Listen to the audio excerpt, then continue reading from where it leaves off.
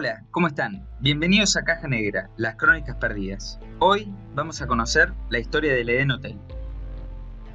Las sierras de Córdoba, en Argentina, son un enclave mágico y guardan numerosos secretos. Uno de los sitios más emblemáticos, sin lugar a dudas, es el Edén Hotel, una construcción mítica que marcó una época de grandeza a comienzos del siglo pasado. Quienes vieron la película El Resplandor de Stanley Kubrick sabrán muy bien que hay hoteles que mejor evitarlos. El Edén no será el Overlook, pero créanme que tiene lo suyo.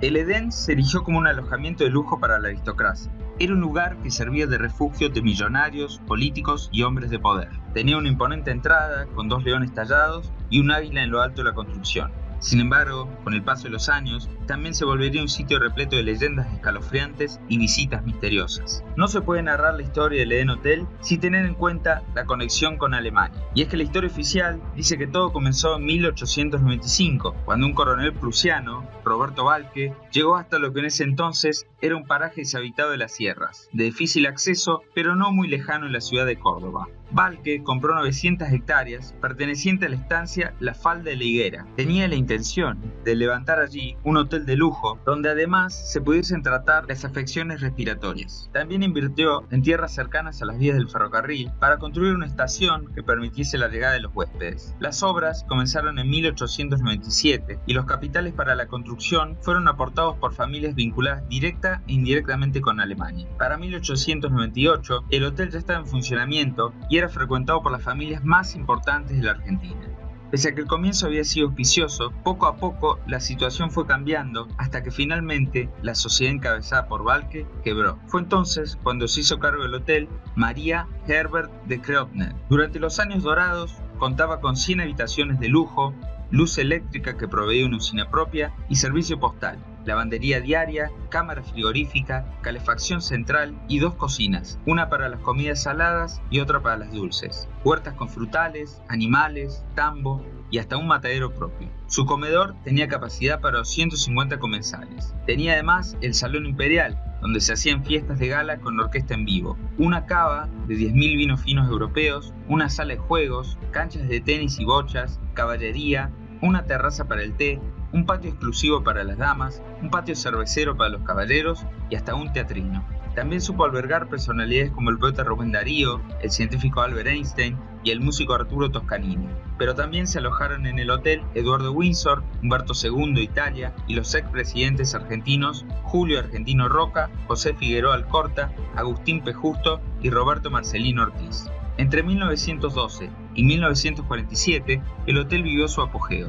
Lo habían comprado Bruno y Walter Eichhorn, este último casado con Ida von Fer, junto a quien viajaba frecuentemente a Alemania. El matrimonio no tardó en mostrar su vinculación con el nazismo. Conocían personalmente a Adolf Hitler, a quien escribían frecuentemente cartas y enviaban regalos, adhirieron al Partido Nacional Socialista Obrero Alemán y hasta lo financiaron con las ganancias del hotel después de la Primera Guerra Mundial. Algunos de los objetos que más enorgullecían a la familia Eichhorn era el retrato firmado por el propio Hitler y el ejemplar número 110 de Mi Lucha, perteneciente a una tirada exclusiva de 500 libros que el líder repartió a su círculo íntimo. Antes de que surgiera el Tercer Reich y durante la Segunda Guerra Mundial, el Edén fue un reducto nazi y sus dueños no lo ocultaban. Incluso tenían instalada una antena de onda corta y un moderno sistema de radio, a través del cual retransmitían los discursos de Hitler dentro y fuera del hotel por autoparlantes. Incluso hay quienes dicen que el Führer estuvo de visita varias veces en el lugar. Hay otros que aseguran que se construyeron túneles subterráneos para que pudiese entrar y salir del lugar sin ser visto, y que se alojaba en un chalet donde vivían los Eichhorn.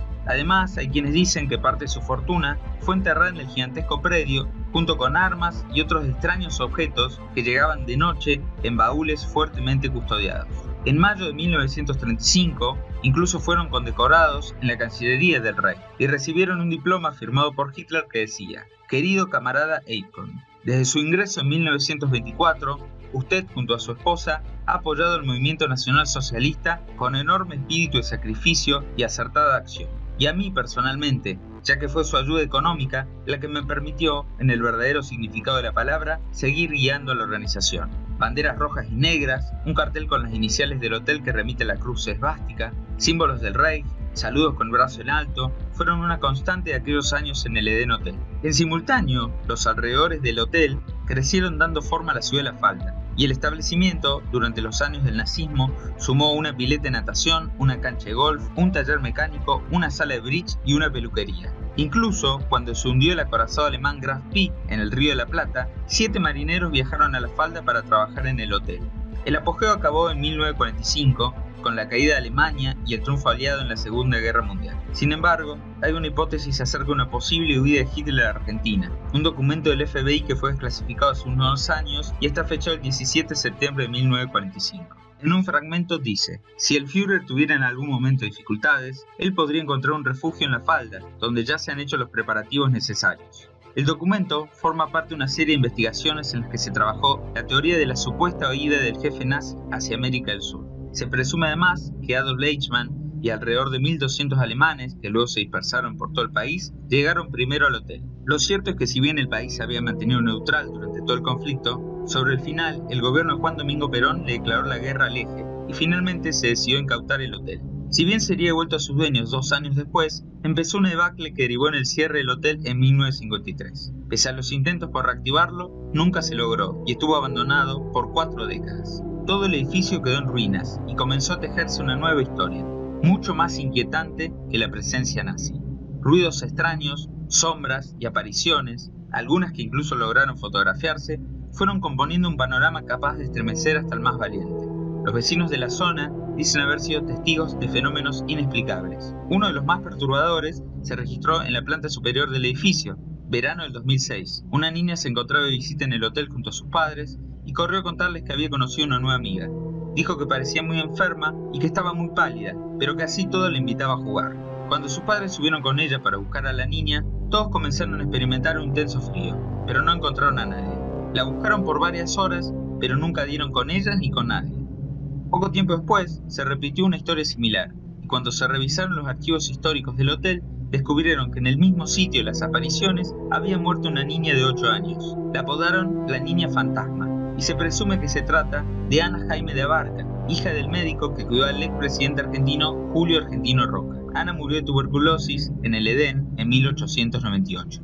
Pero esta no es la única presencia que aterra a los trabajadores del ahora museo.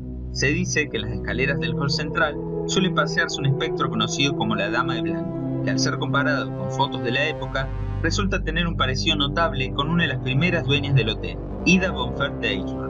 Siempre lleva un vestido blanco y suele vérsela en la recepción, como que estuviese esperando a los nuevos visitantes. En un edificio contiguo al establecimiento principal, se vivió quizá uno de los fenómenos más perturbadores. Las noches más oscuras, esas que no se ve absolutamente nada, dicen que se escucha un llanto realmente desgarrador. Pensé que era un recién nacido que alguien había dejado abandonado. Salí a buscarlo, pero no había nada. Después me enteré que en ese lugar había muerto un bebé de hipotermia ante un descuido de sus padres. Supo contar alguna vez el guía del lugar, Ariel Manzani. Las viejas calderas del hotel son otro de los enclaves donde un grupo de estudiosos de History Channel registró frecuencias paranormales. Y se cree que son fantasmas de algunos de los trabajadores que murieron al calor del fuego y a causa de las terribles condiciones en las que se encontraban. En la planta alta también suele encontrarse el alma errante de María Krautner, otra de las propietarias del Edén, quien murió allí en 1912 y a causa del cáncer. Desde 1998, los turistas pueden recorrer el lugar y muchos han visto sombras que cruzan a gran velocidad o sienten pasos dentro de las habitaciones abandonadas. Unos años atrás, una mujer que estaba a cargo de la limpieza del salón de fiestas contó que se disponía a abrir la puerta cuando escuchó un murmullo como si hubiese varias personas reunidas en el lugar. Ruidos como si alguien estuviese brindando y hasta el inconfundible sonido de una orquesta sonando en vivo. Hay veces que cerca del teatro aparece una mujer con una capucha negra. Muy pocos se animan a ir para allá cuando cae la noche, aseguró el encargado de las visitas guiadas. Con más de 100 años de luces y sombras, el Edén Hotel se alza imponente en el silencio de las sierras. Inquietante de día, con sus pasillos llenos de polvo, perturbador de noche, entre el bosque de árboles negros y repleto de huéspedes que se resisten al olvido.